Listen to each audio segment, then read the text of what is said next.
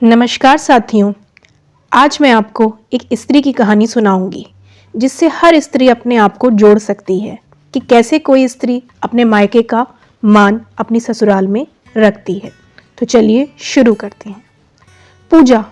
पूजा बहुत ही सीधे और सरल स्वभाव की थी और उसको जीवन के दाव पेच कुछ कम समझ आते थे।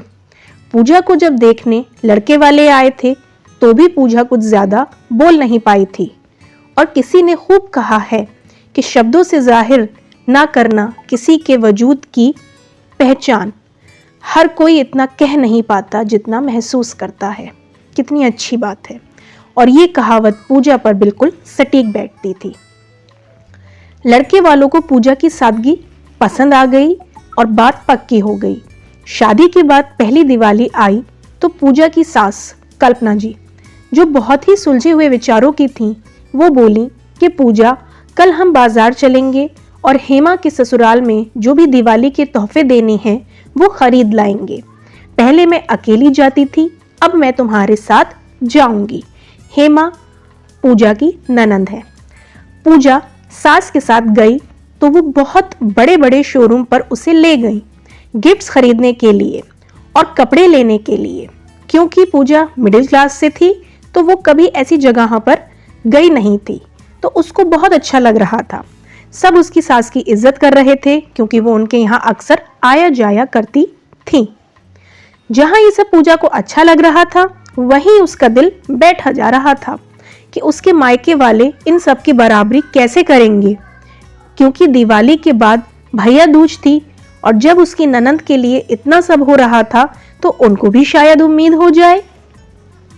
पूजा ने बातों बातों में अपने घर पर ये बात रखी तो उसकी माँ, जो कि एक विधवा थी, उन्होंने अपनी चूड़ियां गिरवी रखकर पूजा के लिए गोल्ड बनवा दिया और दिवाली पर उसके भाई भाभी को सामान लेकर भेजा। सबने खाना खाया और पूजा किचन में बर्तन रखने गई तो कल्पना जी ने मनोज, जो कि पूजा का भाई है, उससे कहा, एक बात कही, बेटा अगर बुरा ना मानो तो एक बात कहूं। जी आंटी कहिए।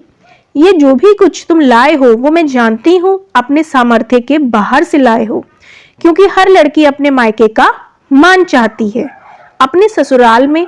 पर मेरा निवेदन है कि 250 रुपए और एक मिठाई के डिब्बे से ज्यादा मैं कुछ नहीं रखूंगी, क्योंकि भाई का हक होता है बहन को देना। इसलिए ये शगुन और तुम दोनों का प्यार हमेशा मीठा बना रहे, इसलिए ये मिठाई काफी है। मनोज की जिद करने पर भी उन्होंने सादर वो सामान वापस कर दिया, क्योंकि वो जानती थीं कि वो सामान उन्होंने अपनी चादर से बाहर जाकर खरीदा है। दोस्तों, सही कहते हैं, सबकी प्यार किसी की दुकान पर नहीं मिलता, बस महसूस करो तो अपने अंदर ही है। पूजा रोने लगी और अपनी सास के गले लग गई।